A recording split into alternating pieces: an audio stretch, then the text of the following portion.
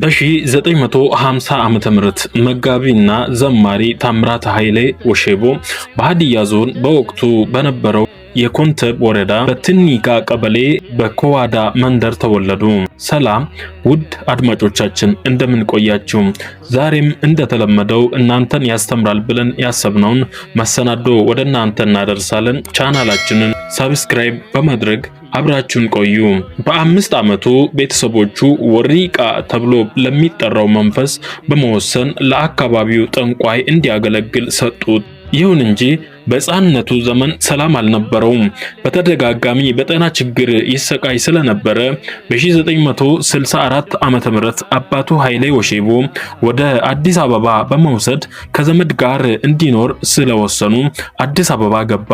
ነገር ግን እንደጠበቁት አልሆነም። በመጨረሻም መጋቢ ታምራት ኃይሌ ጫማ የሚያስጠርግ ወይም በሊስትሮ ስራ መተዳደር ጀመሩ። በዚህ ስራ እያለ እሁድ ቀን በ1966 ዓመተ ምህረት የሰማው መዝሙር ወደ ሃይማኖተ አበው የተባለ የኢትዮጵያ ኦርቶዶክስ ወጣቶች ማህበር እንዲሄድ አነሳሳው። በዚያም ስፍራ ኢየሱስ ክርስቶስን እንደ ግል አዳኙ ጌታው አድርጎ ተቀበለ። እንዲሁም ወሪቃ ተብሎ ከሚጠራው መንፈስ ስራት ነፃ እንደወጣ ይመሰክራል። በኋላም የነበረበት የህብረት ቡድን በደረሰበት ስደትና ጫና ምክንያት ከተበተነ በኋላ ወደ ብርሃነ ወንጌል ወይንም ባፕቲስት ቤተክርስቲያን ተቀላቀሉ። ከዚያም ለ8 ዓመታት በቤተክርስቲያን ኳየር ወይንም መዘምራን ውስጥ በዝማሬ ያገለገሉ ሲሆን ከዚህም በተጨማሪ የመጽሐፍ ቅዱስ መምህርና የጸሎት ህብረት አስተባባሪ በመሆን የተለያዩ አገልግሎቶችን አገልግለዋል።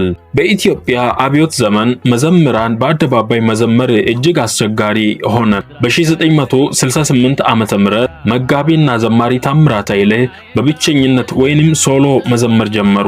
በብርሃነ ወንጌል ቤተክርስቲያን ብቻ ሳይሆን በሌሎች አብያተ ክርስቲያናትም በህዝባዊ የአምልኮ ስርዓቶች እንዲሁም በምስጢር በቤቶች ውስጥ በሚካሄድ የአምልኮ ስነ ስርዓት እና ስብሰባዎች ያገለግል ነበር።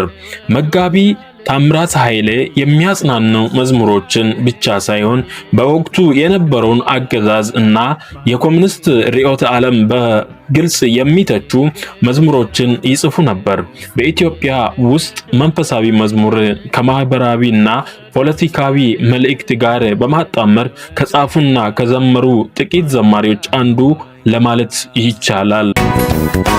በጠመንጃ ፈሙዝ ወይ በርቅ ድርድር የተገኘ ሰላም አላየንም በምድር።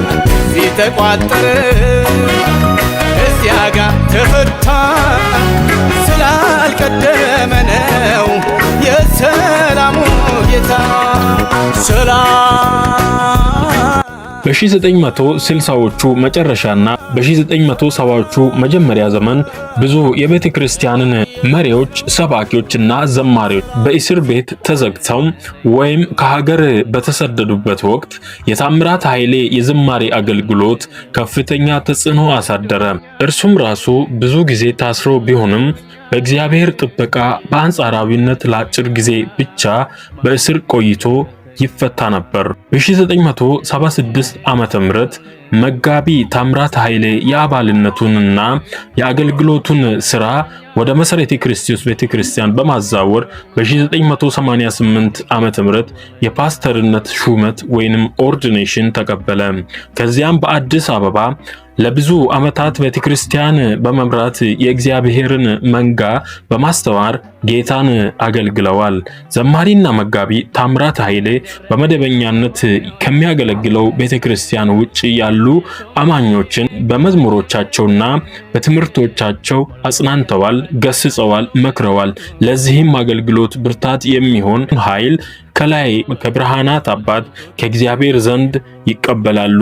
የመንፈሳዊ ትምህርት መሰረቱ ብሉያትና ሐዲሳት መጻሕፍት ስለሆኑ ዘማሪው ሐሳቡንም ሆነ አስተሳሰቡን ስሜቱንም ግልጽ ለማድረግ የበለጠ ኃይል ሰጥቶ ለማጉላት፣ ለማጎላመስ፣ ለማራቀቅ፣ ለማጥባትና ለመሰንገል የሚጠቅሰው ከነዚህ መጻሕፍት ነው።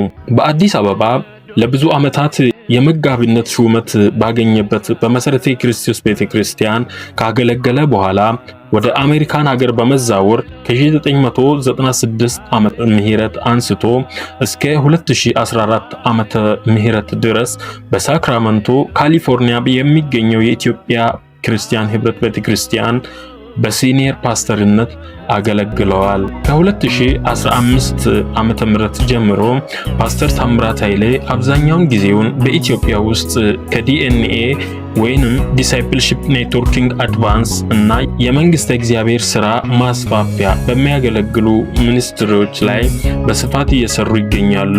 ውድ አድማጮቻችን ለዛሬ ያልነው ይህንን ይመስላል። በሌላ ዝግጅት እስክንገናኝ በሰላም ቆዩ።